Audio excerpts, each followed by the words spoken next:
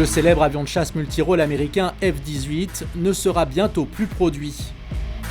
Boeing prévoit d'arrêter définitivement la production du Super Hornet fin 2025, au plus tard en 2027.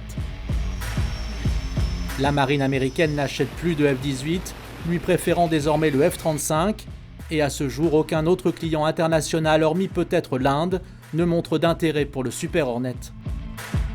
Boeing souhaite donc désormais concentrer ses ressources sur de nouveaux programmes militaires, comme l'avion d'entraînement T-7 Red Hawk et le drone MQ-25. Depuis l'entrée en service du F-18 en 1983, Boeing a livré plus de 2000 appareils, toutes versions confondues.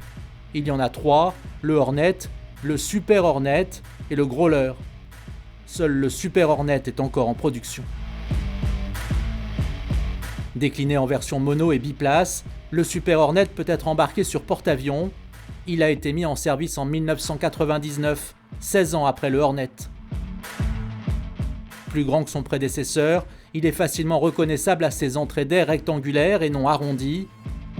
Équipé de 2 turboréacteurs General Electric, le Super Hornet affiche une vitesse de 1900 km/h, un rayon d'action au combat de 800 km et une vitesse ascensionnelle de 228 m/s.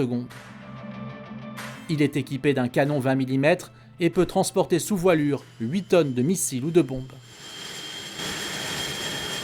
Avec l'arrêt annoncé du F-18, Boeing ne comptera plus qu'un seul avion de chasse à proprement parler en production, le F-15.